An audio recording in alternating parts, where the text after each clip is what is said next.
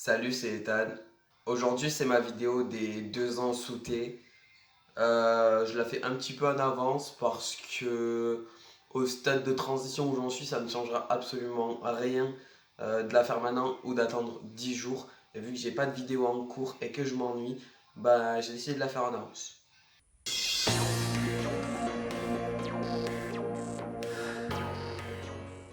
Donc ça fait déjà 2 ans que je suis sous T. Franchement, le temps il passe super vite. Au début, il passe hyper lentement, c'est-à-dire qu'au tout début de ma transition, même attendre 3 semaines pour faire mon injection, ça me semblait une éternité. Genre vraiment, j'avais trop hâte de faire mes injections. Et à l'heure d'aujourd'hui, je ne pense même pas à faire mes injections des fois. Donc c'est pour dire que vraiment le temps, il passe super vite. Donc je vais parler de tout ce qui s'est passé pendant ces 2 ans à tous les niveaux, que ce soit famille, que ce soit physique, que ce soit les papiers, tout. On va commencer par la voix. La voix, j'avoue que je pense que ça fait 1 an qu'elle change plus parce que j'ai fait une comparaison du coup depuis le début, mais entre 1 an et 2 ans, bah, je vois pas vraiment, enfin j'entends pas vraiment la différence, donc je sais pas vraiment. C'est vrai que je m'attendais à avoir une voix plus grave. Parfois, je trouve ma voix pas assez grave, comme si elle avait pas fini de muer. Donc je sais pas si c'est mes oreilles, si c'est moi qui fais une fixette là-dessus, qui m'attendait à avoir une voix comme ça. Ok. Mais je sais pas. Donc du coup, j'ai rien d'autre à dire sur la voix. Je vais mettre une comparaison juste maintenant au lieu de la mettre à la fin de la vidéo. Je vais la mettre maintenant. On est le 1er juin 2017 et c'est mon premier jour sous thé. Salut, c'est Ethan. On est le 18 mai 2019 et le 1er juin, donc dans 15 jours, ça fera 2 ans officiellement que je suis sous testostérone. Ensuite, au niveau des poils, bah, déjà au niveau du visage, vu que j'ai mis la comparaison juste avant, à 1 an j'avais rien quasiment. Et c'est vrai qu'en 1 an, bah, j'ai vu énormément de changements. Là sur les côtés, ça commence à bien pousser. Bon, entre là et là, je n'ai rien, c'est pas grave. Au niveau des sourcils, franchement, faut savoir que de base, j'avais pas beaucoup de sourcils. Ils ont beaucoup poussé. Au niveau de la moustache, ça pousse doucement. Et là, bah, en fait, ça pousse, mais que là. C'est-à-dire que tout là, je n'ai rien du tout. Au moins, ça pousse.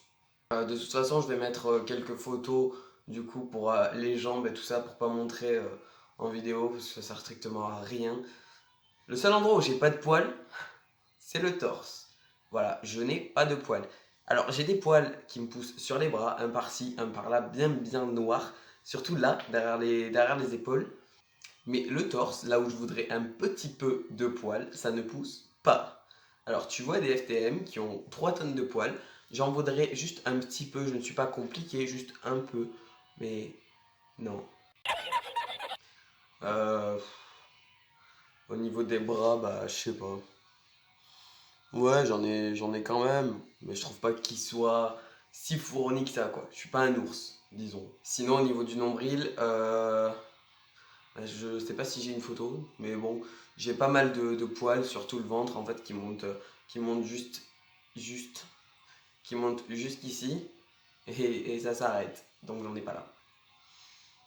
Pour ce qui est de la libido, c'est vrai qu'au début de ma transition, j'avais beaucoup envie de baiser.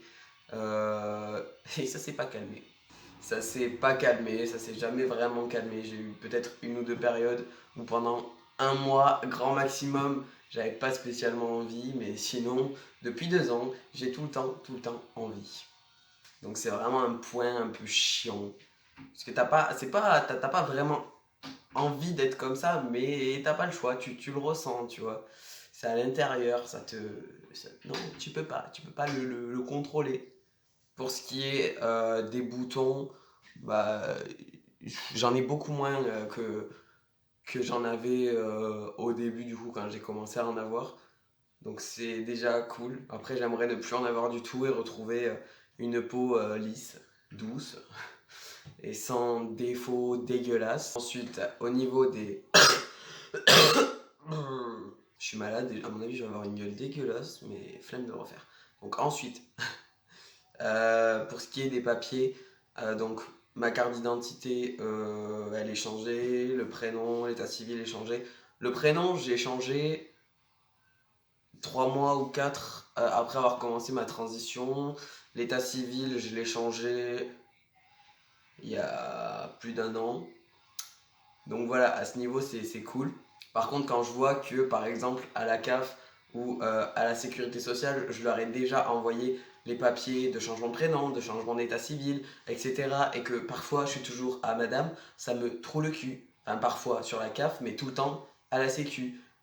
C'est-à-dire que, je vais vous raconter aussi, je sais pas si je l'ai raconté dans une autre vidéo, mais du coup sur ma carte vitale et même mon numéro de sécu, il commence toujours par un 2, puisque je n'ai pas encore pu changer ma carte vitale. Et du coup quand j'ai appelé Amélie ou la sécu, je sais plus, donc il demande ton numéro de sécu, et là tu commences par dire 2, et la meuf me dit, non le vôtre. Il me dit oui c'est le mien. Elle me dit non c'est pas le vôtre. Je dis si c'est le mien. Donc la meuf force et à ce moment-là tu n'as pas le choix, pas d'autre choix que de dire bah ouais je suis en transition en fait donc oui c'est le mien, je l'ai pas encore changé. Et j'ai jamais eu un désolé, sachant qu'il y a une deuxième meuf aussi qui m'a dit des trucs du genre non mais c'est celui de votre mère ça. J'étais là non c'est pas celui de ma mère c'est le mien. Et elle a maintenu non et tout et à elle aussi je lui ai dit bah je suis en transition donc oui c'est le mien. Et pas un seul désolé quoi. Donc comment dire que j'ai très très hâte de changer tout ça parce que c'est insupportable ce genre de situation. Quand les gens sont cool ça passe, quand les gens sont cons comme ici ça passe pas. Du coup au niveau des opérations je suis à 5 ouais, je suis à 5 mois post-op mammectomie. Euh, je vais le montrer. Donc je monte pas trop parce que j'ai des boutons, ça me dégue. Donc ça va.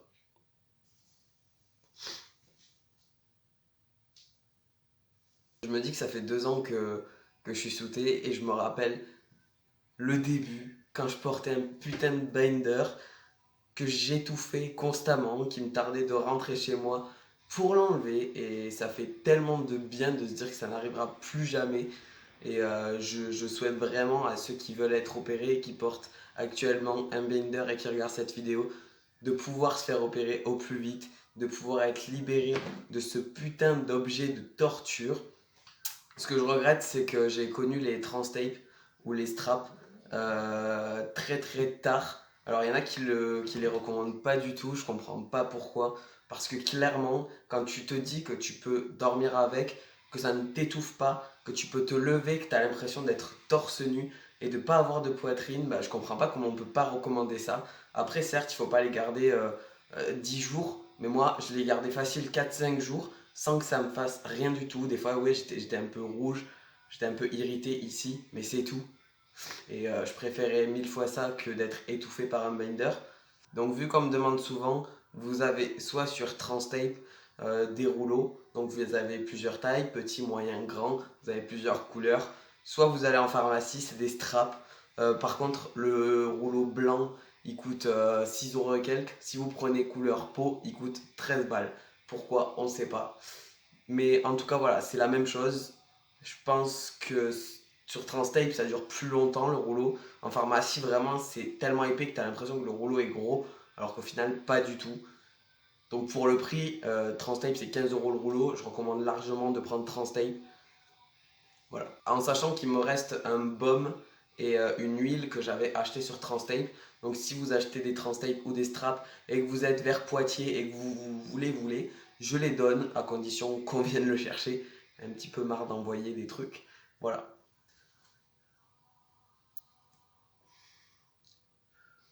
Vous entendez pas mais il y a de la musique là-bas, c'est pour ça que je fais pas ça dans le vide quoi.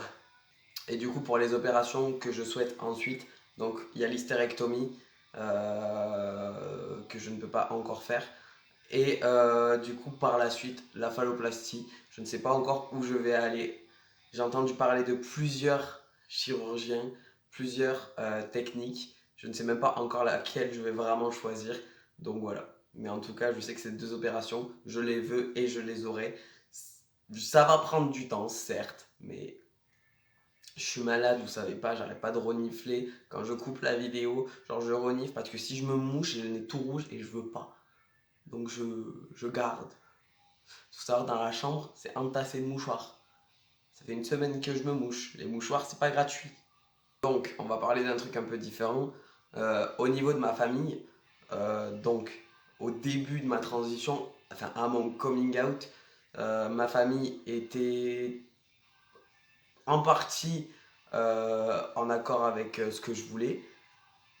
Et ils l'ont bien accepté, sauf mon père, du coup, qui pendant 1 an et demi, ouais, m'a fait vivre l'enfer, clairement. Voilà, je me battais avec lui. Euh, je me mutilais tellement il me faisait tomber au plus bas. Il me répétait constamment mon name, que je serais toujours sa fille et jamais un garçon, que je serais toujours qu'une fille, et ce genre de choses. Donc ça a été très très dur. Ensuite j'ai déménagé du coup et je suis venu vivre ici avec ma copine et ça fait quelques mois qu'à chaque fois que je l'appelle, bah, il me genre correctement. Il dit même à ma fille papa en parlant de moi. Donc, donc voilà, j'ai de la chance, ça a bien évolué. C'était très très dur au début, surtout avec mon père du coup. Après, de l'autre côté de ma famille, c'était dur aussi parce que c'était j'accepte, mais tu te rends compte, tu nous l'as dit d'un coup, ça fait 2 mois par exemple, que tu nous l'as dit. Donc c'est normal qu'on fasse pas d'efforts parce que c'est récent. Au bout d'1 an, c'était toujours pareil. Ouais, mais ça fait qu'1 an, donc c'est normal si on se trompe. Oui, d'un côté, c'est normal s'ils se trompent. Après, en rire, et c'est là où je leur faisais des reproches, c'est vous vous trompez, mais vous en rigolez. Alors que moi, ça me fait pas du tout rire, ça me rend mal, mais eux, ils en rigolent. Et ils avaient énormément de mal à comprendre ça. Mon frère, c'est vrai que je pensais qu'il l'acceptait très très bien au début. Je pense qu'au final, c'était pas le cas. Après, il s'est mis en couple et sa copine lui a aussi fait prendre conscience des choses. Et du coup, il me genre très très bien à l'heure d'aujourd'hui. Après, c'est pareil, toute ma famille a des fois des propos déplacés par rapport à l'opération du bas, par exemple. Ouais, tu vas te faire mettre une bite, des trucs comme ça. Et c'est assez dérangeant.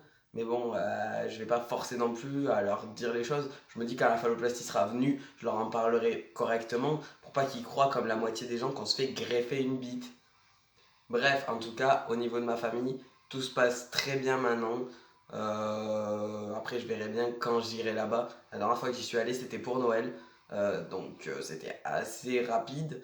Mais personne m'a mégenré, personne m'a posé de questions cheloues, à part pour mon opération, voir comment c'était, savoir comment c'était passé. Mais sinon, voilà. Après, au niveau du caractère, si on peut dire, c'est vrai que je m'énerve toujours beaucoup, beaucoup, beaucoup plus facilement qu'avant.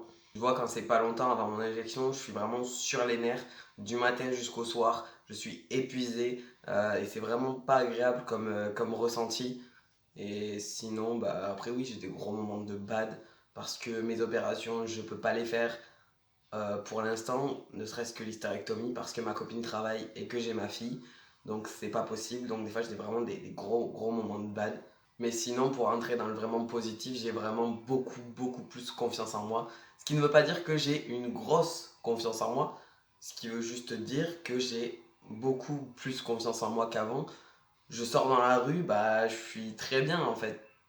Certes, j'ai encore peur qu'on me mégenre parce que j'ai pas beaucoup de barbe. Alors, vous allez me dire aucun rapport.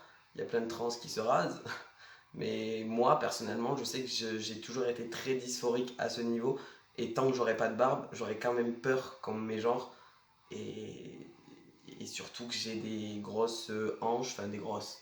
J'ai des hanches et j'ai peur à chaque fois que je mets un jean en fait qu'on voit, alors qu'il y a des mecs qui ont quand même qui sont quand même épais d'ici et pourtant c'est des mecs cis. Mais bref, j'ai beaucoup plus confiance en moi et ça fait vraiment vraiment du bien.